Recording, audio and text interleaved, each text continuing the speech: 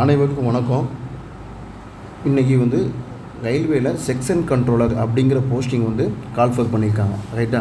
First அந்த date, இது யாரெல்லாம் அப்ளை பண்ணலாம், இந்த எக்ஸாம் எப்படி இருக்கும் அப்படிங்கிற டீட்டெயில்ஸை பார்க்கலாம். ரைட்டா?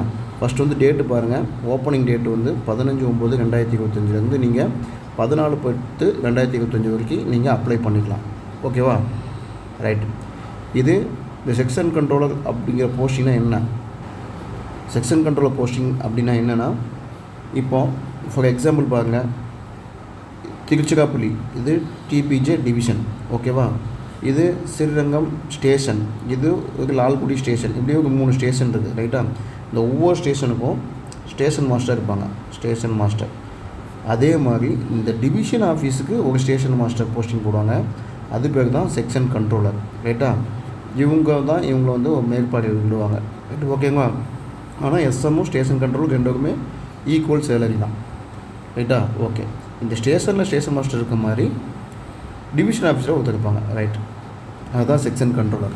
ரைட். இப்போ அவங்களோட சேலரி பேக்கேஜ் எப்படி இருக்கும் அப்படின்னு பார்க்கலாம். அதாவது இப்போ அவங்க லெவல் 7th பே கமிஷன் படி அவங்களோட லெவல் லெவல் 6. ரைட்டுங்களா? ஓகேங்களா? ரைட்டு. இந்த லெவல் 6ல் என்ன இருக்குன்னா, பேசிக் பே 35,400. அது மட்டும்தான் இங்கே கொடுத்துருக்காங்க. ஓகேவா? டியர்னஸ் அலவன்ஸு 20,000 ரூபா. ஹச்ஆர்ஏ ஒரு 7,000 ரூபா. ஹச்ஆர்ஏ இது நான் எவ்வளோ போட்டேன்னா 20% போட்டிருக்கேன். இது 30% இருக்கும், 10% இருக்கும். வேரியேஷன் ஆகும் சிட்டிஸை பாப்புலேஷனை பொறுத்து. பாப்புலேஷன் அதிகமாக உள்ள இடம்னா 30% இருக்கும். ரைட்டு? ஓகே. இது டிரான்ஸ்போர்ட் அலவன்ஸ் ஒரு 3,000 ரூபா. ட்ராவலிங் அலவன்ஸ் ஒரு 10,000 ரூபா. டோட்டலாக அவங்களுக்கு எவ்வளோ வரும்னா 75,400, 76,000 ரூபா அந்த மாதிரி வந்துடும். ரைட்டு? ஓகேங்களா? ரைட். இப்போ பார்த்தாச்சுன்னா இதோட சேலரி பேக்கேஜ் பார்த்தாச்சு. அடுத்து மெடிக்கல் ஃபிட்னஸ். மெடிக்கல் ஃபிட்னஸ்ங்கிறது இது A2 ஸ்டாண்டர்டு. A2 ஸ்டாண்டர்ட்னால் ஒன்றும் இல்லை, அதாவது உங்களுக்கு A1ங்கு தான் ஃபஸ்ட்டு மெடிக்கல். இது என்னென்னு பார்த்தாச்சுன்னா, நம்ம டிரைவர் லோக்கோ பைலட் அது இருக்காங்களா, டிரைவருக்குலாம் A1. A1க்கு அடுத்த ஸ்டாண்டர்டு தான் A2. இந்த A1 A2 இந்த ரெண்டுக்குமே கிளாஸ் போடக்கூடாது, அதாவது கண்ணாடி போடக்கூடாது. ஓகேவா? கண்ணாடி போடாமல் நம்ம தூரத்து பார்வை அந்த ஒரு மார்க்கிங் செக் பண்ணுவாங்க. கலர் பிளைட்னஸ் செக் பண்ணுவாங்க. கலர் பிளைட்னஸ்னால் சிகப்பு பச்சையை வேறுபடுத்தி பார்க்க முடியாதவங்க. ரைட். கலர் பிளைட்னஸ் ஒன்று செக் பண்ணுவாங்க. இன்னொன்று, அந்த லெட்டர் உங்களுக்கு தூரமாக இருக்கிறது தெரியுதா அப்படின்னு பார்ப்பாங்க. A1 அப்படின்னு பார்த்தாச்சுன்னா லாஸ்ட்டாக இருக்கக்கூடிய சின்ன எழுத்து. ஓகேவா? இது அதுக்கு அடுத்தது. A2ங்கிறது அதுக்கு அடுத்தது. ஓகேங்களா? இந்த மாதிரி சி மார்க் காட்டுவாங்க. சி மார்க்களோட கேப் எங்கே இருக்குது இதை கொட்டேட் பண்ணுவாங்க. இதை ரைட்டில் கொட்டேட் பண்ணுவாங்க, மேலே கொட்டேட் பண்ணுவாங்க, இப்படி கீழே கொட்டேட் பண்ணுவாங்க. ரைட்டாக? இந்த இடத்துல கேப் இருக்குதுன்னு நம்ம சொல்லணும். ஓகேவா? ரைட்டு. ஸோ A1ங்கிறது லாஸ்ட்டில் இருக்கக்கூடியது, A2ங்கிறது அடுத்தது. அதாவது பாருங்கள், எக்ஸாம்பிள் இப்படி இருக்கும். A1க்கு இங்கே இந்த அளவு இருக்கும், A2க்கு இப்படி இருக்கும். அதுக்கடுத்து B1, A3லாம் இருக்குது. ரைட்டுங்களா? சரி. இதில் லாஸ்ட்டுக்குள்ளே தான் A1, இது A2. இந்த மார்க்கை நம்ம தூரத்தில் சொல்லணும். ஓகே. இதுதான் மெடிக்கல் ஸ்டாண்டர்டு. இது கிளாஸ் போடக்கூடாது. கிளாஸ் போட்டால் அன்ஃபிட்டு. இது பாருங்கள், மெடிக்கல் ஸ்டாண்டர்டு நான் சொன்ன மாதிரி தான், என்னால் சொன்னேன் இல்லையா, அதே மாதிரி 6/9 வித்தவுட் கிளாஸ். 6/9 என்ன அடுத்தது 6/6ங்கிறது A1, 6/9ங்கிறது ரைட்டா? Medical standard 6/9. 6/6னா A1, 6/9னா A2. ரைட்டு. A2னா அடுத்த லெவல். ஓகேவா? A1, A2. ஓகே. இது போக கலர் பிளைண்ட்னஸ்ஸு, நைட் விஷன் அதெல்லாம் செக் பண்ணுவாங்க. இதுதான் வெரி இம்பார்ட்டன்ட் இதில் ஓகேவா? ரைட்டு. அடுத்து ஏஜ் ரிலாக்ஸேஷன் பாருங்கள். அதாவது அவங்க 20 வயசுலேருந்து அப்ளை பண்ணுறவங்க 20 வயசுக்கு மேற்பட்டவங்களாகவும் 33 வயசுக்கு உட்பட்டவங்களாகவும் இருக்கணும். ஓகேவா? First point. இது ஒரு காமனாக. ரைட்டா? அப்புறம் சம் ரிலாக்ஸேஷன் இருக்குது. அது எப்படின்னு பாருங்கள். அதாவது 20 வயசுலேருந்து 33 வயசுக்குள்ளே இருக்கணும். ஓகேங்களா? இங்கே பாருங்கள், வயசு 1/1/2006. 2007 பிறந்தால் அவங்க நாட் எலிஜிபிள். 2006க்குள்ளே பிறந்திருக்கணும். இதுதான் லோவர் ஏஜ். சரியா? Lower age. இப்போ பாருங்கள், எஸ்சி எஸ்டிக்கு பார்த்தாச்சுன்னா அவங்க 1988 பிறந்தவங்க அப்ளை பண்ணலாம். 87 இருந்தாச்சுன்னா அவங்க நாட் எலிஜிபிள். இது மாதிரி ஓபிசி க்ரீமி லேயர் நான் க்ரீமி லேயர்னு 2 இருக்குது. க்ரீமி லேயர்னால் என்னென்னா அவங்க எக்கனாமிக்கலாக கொஞ்சம் ஸ்ட்ராங்காக இருப்பாங்க. நான் க்ரீமி லேயர்னால் எக்கனாமிக்கலி கொஞ்சம் வீக்காக இருக்கும். ரைட்டுங்களா?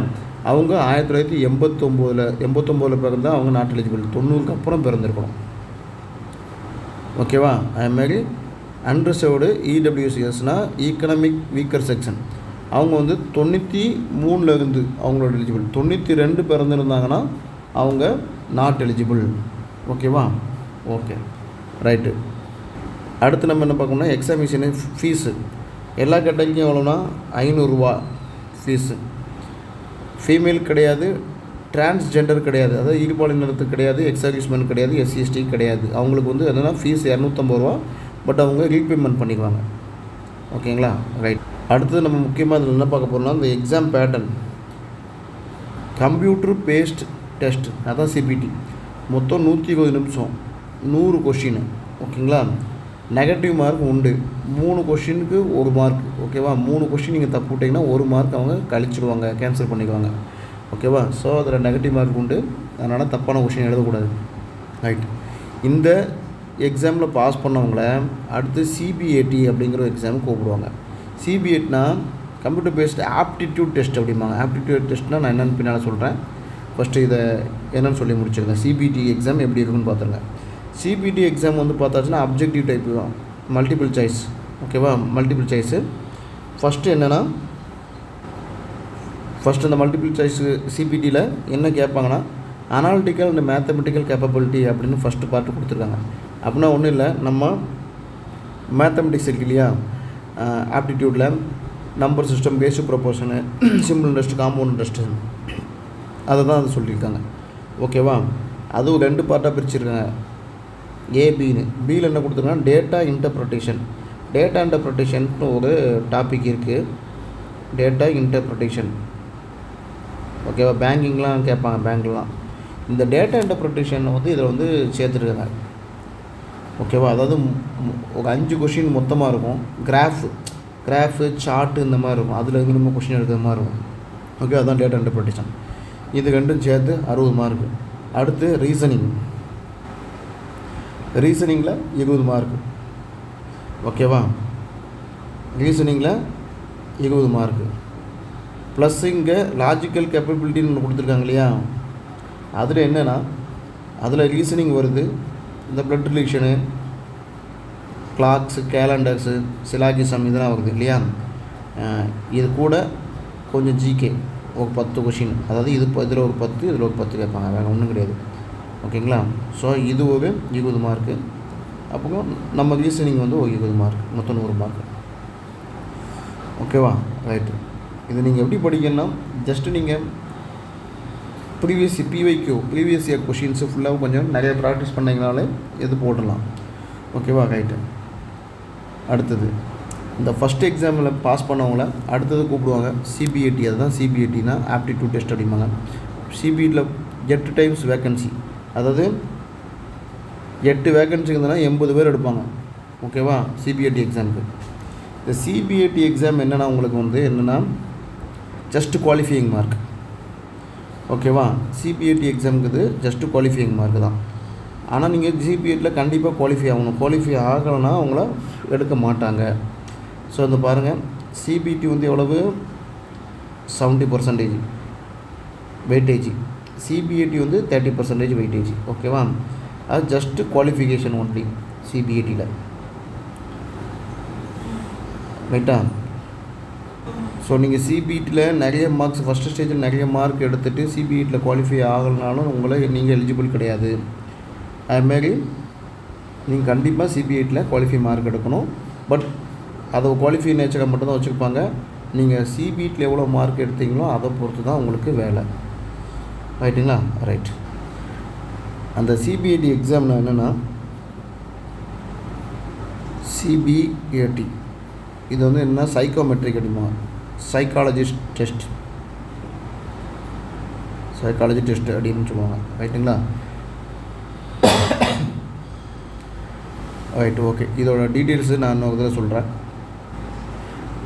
அதாவது இந்த சிபிஐடி எப்படி இருக்குன்னா, இப்போ பாருங்கள், ஃபஸ்ட்டு 1, 3, 5, 6, 7 இந்த மாதிரி சீரியஸ் நம்பர் இருக்கும்.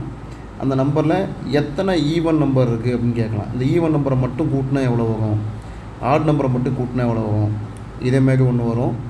அதுக்கப்புறம் வந்து பார்த்தாச்சுன்னா ஃபிகர்ஸ் வேரியேஷன். இப்போ 5 ஃபிகர் இருக்கும். 5 ஃபிகரில் ஒரு ஃபிகர் எந்த ஃபிகர் வேரியேஷன் ஆகுது அப்படிங்கிறது ஒன்று இருக்கும்.